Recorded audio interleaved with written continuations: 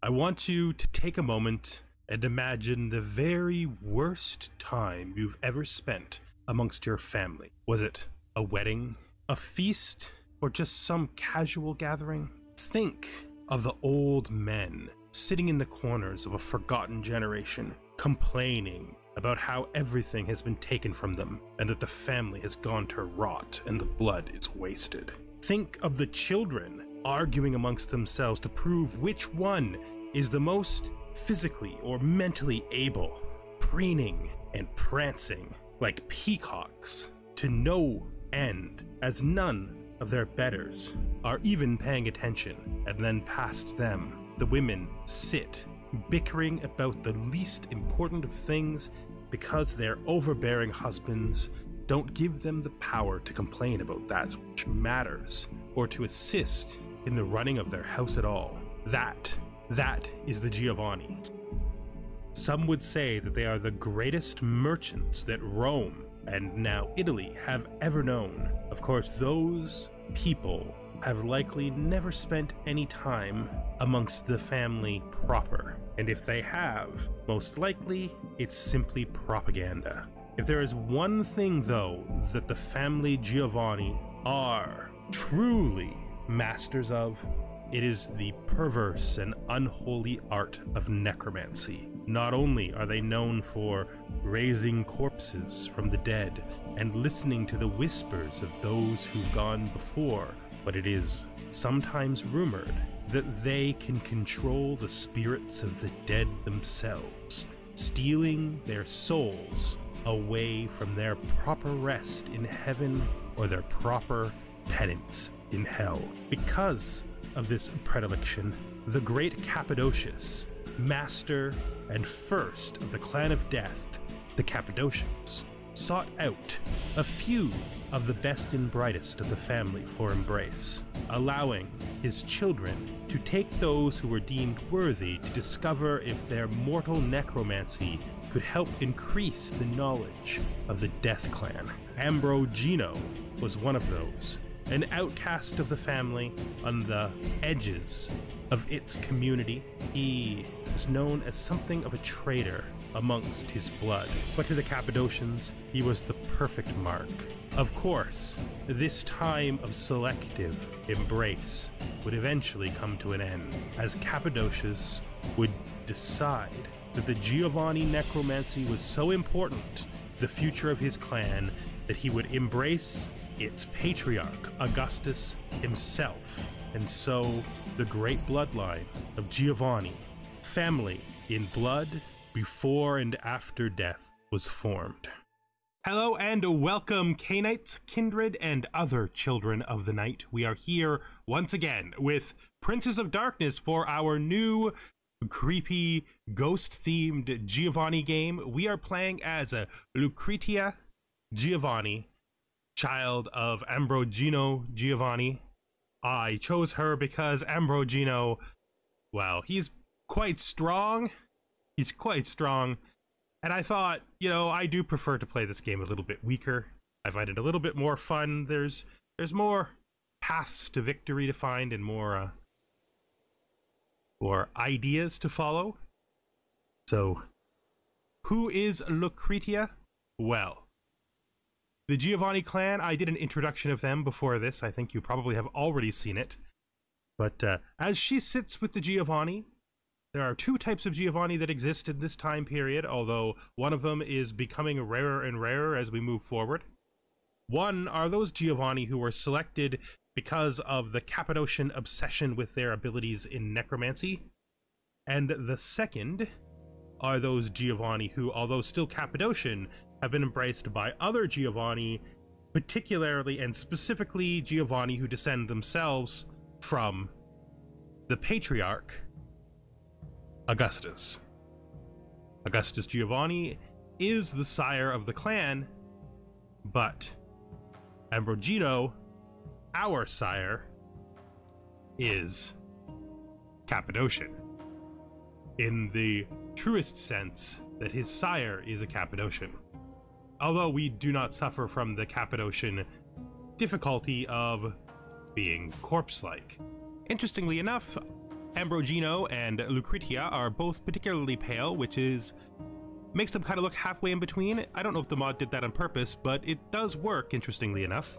Ambrogino is a traitor to his family who has recently risen in favor because his blood brother Claudio has fallen out, and he is now restored to some significance within the clan, and in canon, Lucretia is his faithful child and research assistant.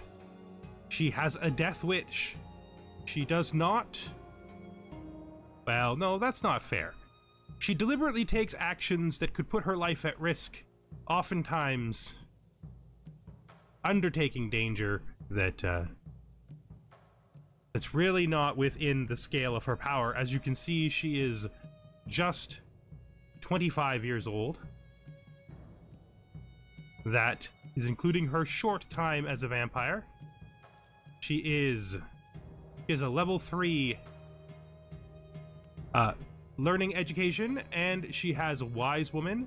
That means that she is going to probably do pretty well in learning, simply from being able to use the good old Hold Mystical Communion put through her long life, getting 240 learning experience every time she clicks it. That's pretty good. The mod lengthens the cooldown to 15 years, but that's going to hardly matter because we're going to get to do it tons and tons of times. In addition to that, we'll just click it while we're on pause. She has many other things that she can do. We can seek out the Book of Nod. We have the Sargon Codex, the Cappadocian Conspiracy, and the Eternal Knowledge as very, very, very long-term major decisions that she can participate in and undertake. And beyond that, we are just simply a Giovanni doing Giovanni things here in northern Italy, trying to make a life for ourselves,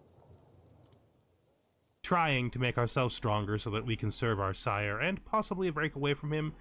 Just below us here, though, is Overlord Mammon. He is a demon. He is also the leader of our culture. Because of the bookmark we picked, we have demons and hunters in this game, and that could cause us problems because the Giovanni are a little bit breachy. Now, Ossium here has not made them as breachy as they can be, but still, they do have a tendency to raise the dead and such, which is not exactly in line with pretending to not be supernatural. Our path, our religion, has pursuit of knowledge, which allows us to debate people, makes astute intellectual, mastermind philosopher, and scholar all virtues, has intellectual detachment, which makes calm, patient, and brave virtues, and of course we have knowledge above all, which gives us a special method of execution, which hopefully we will get to see some of in this game. Right. We are Cisalpine, which means we do well in mountain areas. We, of course, have our fortress home, and I believe this is mountain? No, it's hills.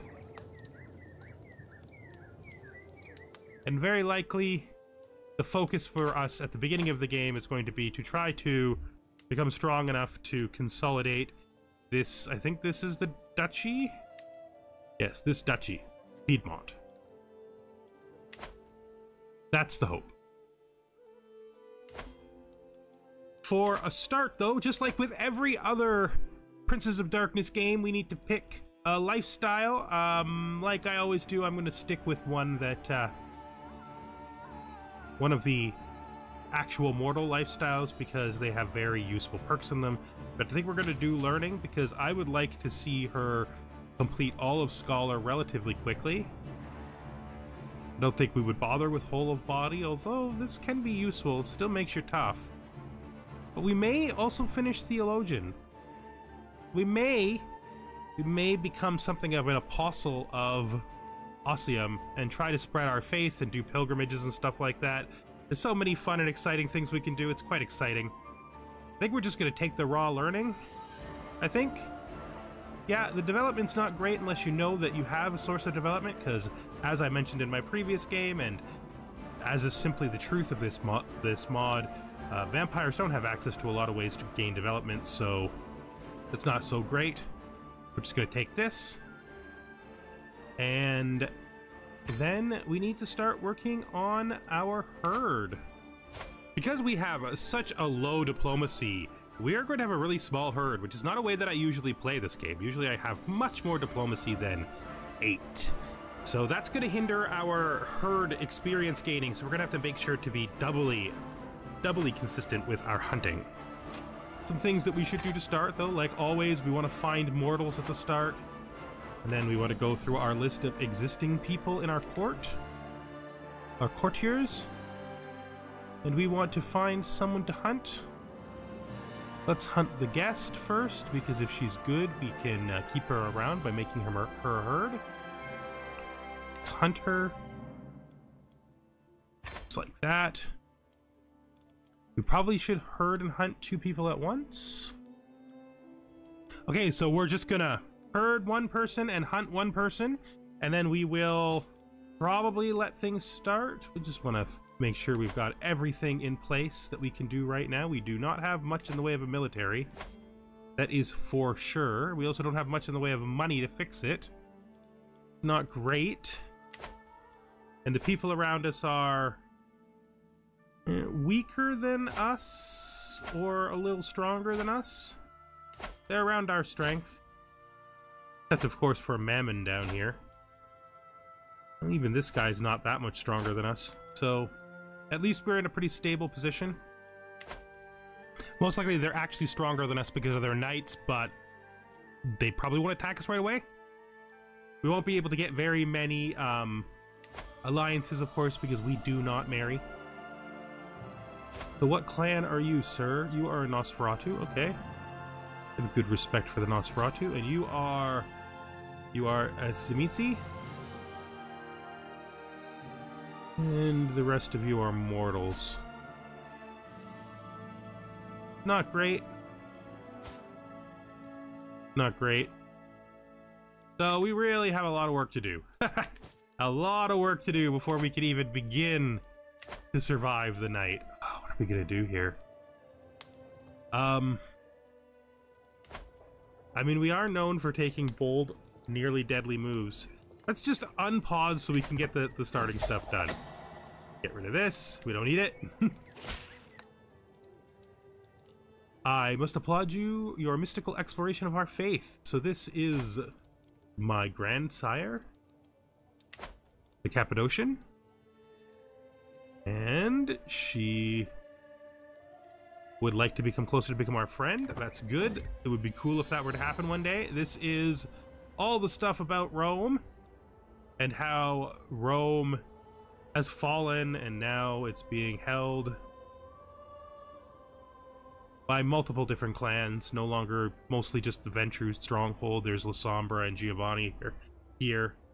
The Eternal Consul is gone, effectively. I mean, it still exists, but it doesn't have the strength it once did. We will see what happens with Rome. We need to pick our predatory inclination. Now, if I was to try to turn myself into a traditional Giovanni, I would want to acquire Potence, which would mean taking something under violence.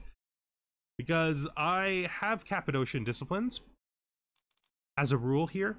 I've also picked up Celerity someplace, but Fortitude, Auspex, and Necromancy are the Cappadocian disciplines, and Necromancy, Dominate, and Potence are the Giovanni disciplines. I happen to have Dominate, so if I was to take something under violence, I would pick up Potence. Now, Extortionist is cool, gives us a tiny bit of gold, which could be useful. Gives us a little bit of experience to start with. 2 points of prowess and a point of intrigue. And we could use a point of intrigue. Alternatively, we could look what's under knowledge. These are the only ones available to us because they're the only stats we have any decency with. Cenobite gives us obfuscate, intrigue. Gives us intrigue and diplomacy. That piece, and it's abyssal mysticism. Specifically, the kind of blood magic it's giving us is abyssal mysticism. That's like super cool. We might do that. We might do that. That helps us in two ways. One, it gives us a point of diplomacy that we sure could use, and it gives us abyssal mysticism, which is just a neat thing. We could probably easily get potence later, like by becoming friends with someone who has it, or becoming lovers with someone who has it. So let's just take this. I think we're gonna take this. Okay, so these are the new people who've come along. Welcome to the game, my friends. Familia knows best. Although they have expanded their horizons greatly since their humble beginnings, as mysterious Venetian necromancers, the Giovanni are still first and foremost a family. Many would argue that this is still their greatest strength. Having the ability to rely on a powerful and well-connected family at all times is a luxury that others can only dream of. Since their indoctrination into the world of vampires, the Giovanni still keep a close eye on their mortal relatives, carefully grooming them to greatness before offering the embrace to those truly worthy. A few Giovanni dismiss this practice, however, and exclusively pick prospective children from outside the family and leave their mortal relatives to their fate. As an esteemed Giovanni yourself, it is time for you to make known your stance on this tradition. So we don't necessarily have to make these people children right away when we get them. We can also use them as ghouls, and it is a source of sometimes good prospects. So I think we're going to participate in this. We're going to prioritize daughters, and their Roman heritage has left the Giovanni quite proud of their good genes, seeing themselves first as the only non-barbarian tainted denizens of the peninsula after Rome's fall, then as the perfect mix of classical Roman perfection and modern Italian beauty. So I would like for these people to come relatively quickly, and I value intellect more than beauty. We'll take skilled but not perfect on familial intellect. And we will take a solid physique under familial muscle. You have made your request known to the family, and the only thing left to do now is wait. Mortals live and die amusingly quickly, as you are aware, but even they still need several decades before beginning to become useful. If you asked for someone very specific, it might take a long time before the Giovanni produce such an individual. Time is on my side. Well, I mean, I am still basically a child. I mean, I am barely an adult as a mortal. I mean, no, that's not true. I'm quite mature. 25 is definitely quite mature, I would say. Yeah. Mature enough. Right? So here we are again, trying to figure out what we're going to do. We're going slow, which is really not how we play this game. I am going to... Actually, let's marry our court first. So all of our marriages are now done. We really haven't fixed anything with them because it doesn't really work like that in this mod. We might have someone better than him now. Nope. We have someone better than you now. Nope. Well, I mean... this guy, you know, since we literally have no one better, this at least gets him out of this horrid position, because we do definitely have someone better at this. Oh wait, we haven't actually let our marriages go through yet. I guess we're gonna put him back as the marshal. I don't want him as marshal. I have better marshals, don't I? Yeah. She's a better marshal. I guess we put him back as marshal. Okay, let's put him back as marshal. Because I think it's more important that I have a decent steward. so I can make a little more money. And hopefully... Nope, we have no better Chancellor. And that's that. We have no better Bymaster either. Okay. I guess that'll have to do for now. It's gonna be tough though. I am happily soaking at the bathhouse, sharing deep reflections and salacious jokes with Duchess Constanza. As I feel all tension leaving my body, I realize that it is not just the warm water loosening my muscles. We become friends with our crazy corpse. Great. Grandsire. Not great-grandsire, just a grandsire. Let's just accept this. So one of the mods I'm using is apparently preventing me from turning nudity off. I checked for sure, so those will have to be censored by me, which you will have already seen, but I just thought I'd mention it because there's no way you won't notice. Hey, gotta love having terrible, terrible, terrible people as your court. Blood, you have tracked your prey. Let's see. We haven't actually looked at what we need the most of. Let's do that now. Let's do that now. So, let's push these away. We have a lot of different discipline choices. So here under Sanguine, we have Blood Sorcery. Because we have Abyssal Mysticism, which is pretty cool. So we can use Sanguine. Here we have Auspex and Dominate, just like last time. This time, I think, though, we're probably going to see a little bit more Auspex than we did before. Under Melancholy, oh, this is Phlegmatic. Under Melancholy, we have Fortitude. And, of course, we have Necromancy. This only is available if you have Cappadocian Necromancy. And we have Giovanni Necromancy. I would like to get Cappadocian Necromancy. I think that would be cool, a cool goal. Now that we're friends with our grandsire, that might actually be something we try to focus on right away. So under Melancholy, we have Fortitude and Necromancy, and this is our biggest, most important set of disciplines. We did not take Potence, but we do have Celerity. And I don't think we have anything here under Animal, so that's a thing. So looking at her,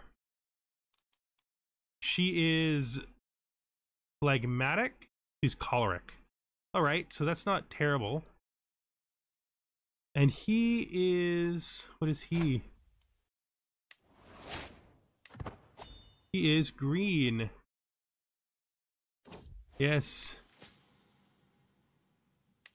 Our preference is for gray, although we can pretty much use anything except orange, or brown, I should say. Brown is probably the best way to describe that color. So I'll let him stay in the herd. I find myself fascinated by the human body and all the secrets that it keeps from us. Questions of life and death are constantly on my mind. To read text on the topic is all well and good, but I cannot help but feel I would learn a lot more from hands-on research. I study the ravages of disease on a corpse. No, they don't deserve our respect. That we respect them by making use of them instead of letting them decay into nothing and being just wasted. Why would we waste them? Just go over here to my courtiers. I am going to herdify her.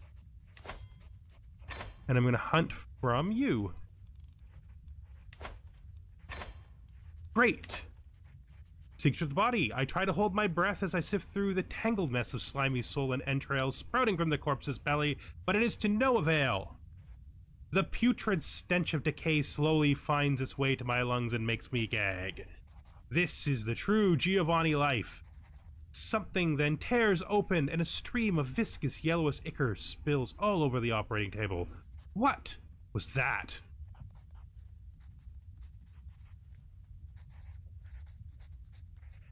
Okay, what make people like us laugh? No, this is weird. This is one of those events where where the fact that the mods can't really rewrite all these events where it gets a little weird, because this should not give our religion piety. This should not give our religion piety. Okay, let's do this. Secrets of the body. With some help and a few placed coins, a tightly lipped servant, I've ensured a steady supply of bodies to experiment on. Regrettably, I end up butchering most of them, yet how can one learn without making a mistake or a dozen? I only wish there could be some way to stave off the smell. I'm starting to fear all this exposure to bad air might not be good for my health. You don't have to breathe. You don't have to breathe. You could just hold your breath, hun. Just hold your breath.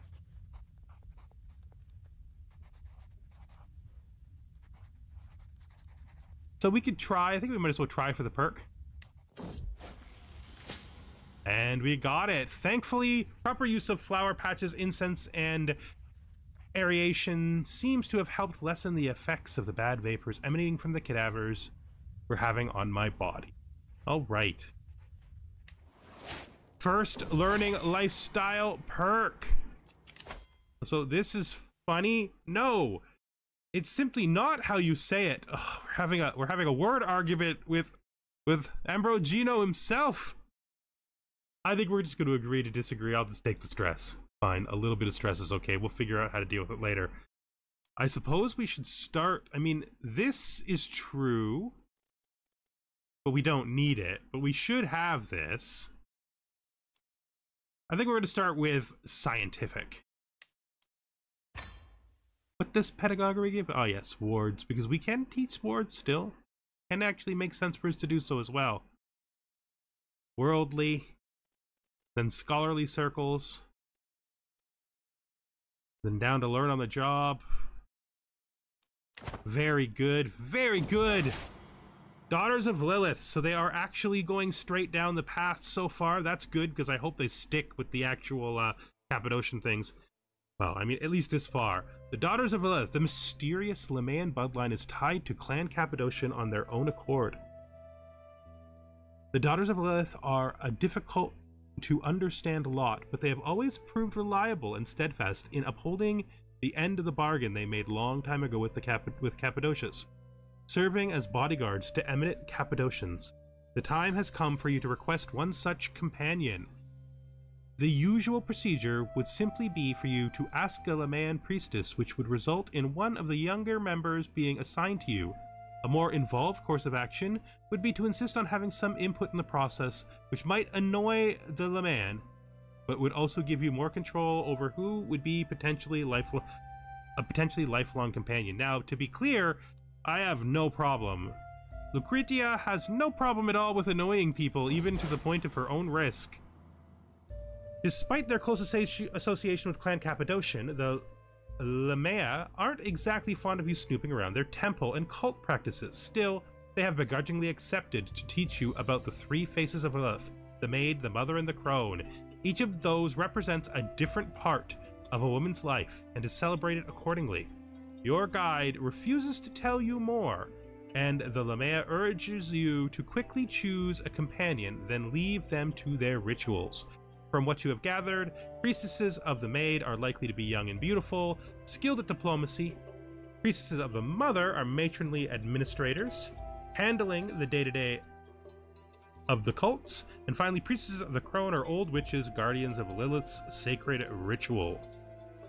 Ooh, mother or maid? Mother or maid? I think we're gonna go with maid. The younger sister. You choose a priestess of the maid to accompany you, a beautiful, often broadening on seductive creature who seems content enough to be stuck with you for the foreseeable future. She is simple, unaltered freedom and beauty, the innocence of young maiden channeled through her evermore.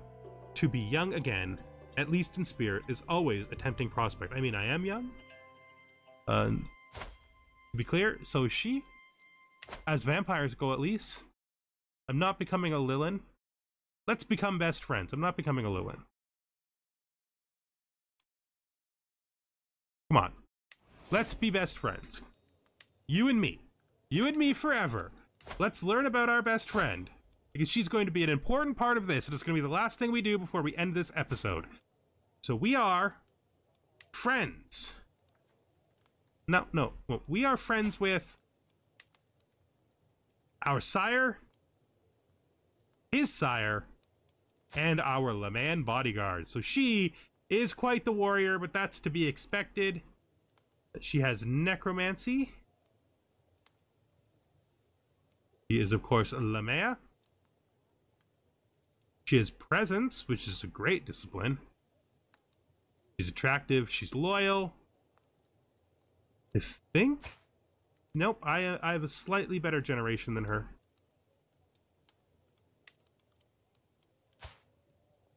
She's an excellent diplomat, so she's immediately going to be taking that job from this guy who didn't even matter to begin with. You can just get right in there right now. Her name is Albia. Yeah, she's a Lilin. A Leman. Cool. So that is the beginning of our journey with our young, just beginning her unlife, Lucretia Giovanni. Not even yet able to do any of the horrid things the Giovanni are famous for. But don't you worry. We will get there. We will get there. I promise you we'll get there. And I hope that you join me the next time we are here in Princes of Darkness with Lucretia Giovanni, the reckless occultist. Goodbye for now, children of the night.